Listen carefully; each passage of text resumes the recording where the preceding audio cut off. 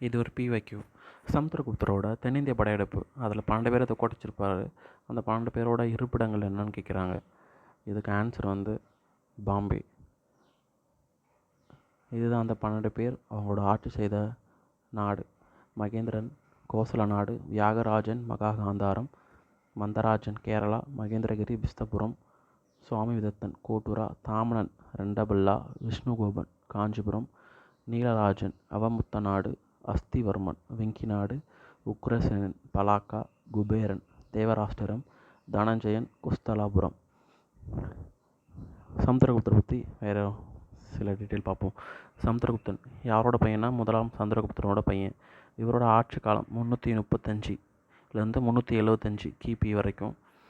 இவரோட ஆட்சி முறை, படையெடுப்புகள், பேட்டில்லாம் பற்றி அலகாபாத் தூண் கல்வெட்டில் சொல்லியிருப்பாங்க. அதை யார் எழுதியிருப்பாங்கன்னா, சமுத்திரகுப்தரோட படைத்தலைவி மற்றும் அமைச்சராக இருந்த ஹரிசேனர்.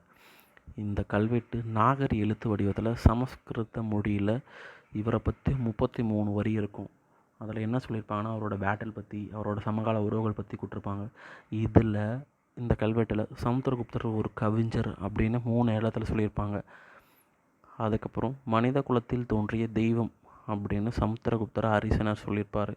இன்னொன்று சொல்லியிருப்பார், மண்டல புருஷா அப்படின்னா அனைவருக்கும் மேலானவர் அப்படின்னு சொல்லிட்டு.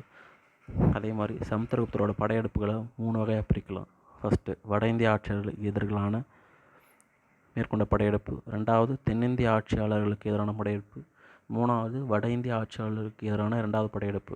இதில் ஃபஸ்ட்டு பேட்டலில் 2 பேரை காலி பண்ணியிருப்பார். யாருன்னா அச்சுதன், இவர் வந்து நாகபரப அரசர். நாகபாணர், இவர் வந்து கோடா வம்சத்தை சேர்ந்தவர். 2வது தான் தென்னிந்திய படையெடுப்பு. இதை வந்து தட்சிண பாதா படையெடுப்பு அப்படின்னு சொல்லுவாங்க. இதில் வந்து 12 ஆட்சியாளர்களை தோற்கடிச்சிருப்பார். இவங்க தோற்கடித்த இடத்த வந்து தன்னோட நாட்டோட சேர்த்துக்க மாட்டார். அதுக்கு பதிலாக என்னோட மேலாண்மையை ஏற்றுக்கோங்க அப்படின்னு சொல்லியிருப்பார்.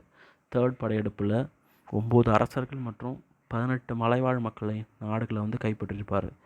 சமுத்திரகுப்தர் வந்து இது வரைக்கும் அவர் மேற்கொண்ட போரில் தோல்வியே கண்டதுகளில். அதனால் சமுத்திரகுப்தரை இந்தியாவின் நெப்போலியன் சொல்லிட்டு வி.ஏ. ஸ்மித் சொல்லியிருப்பார்.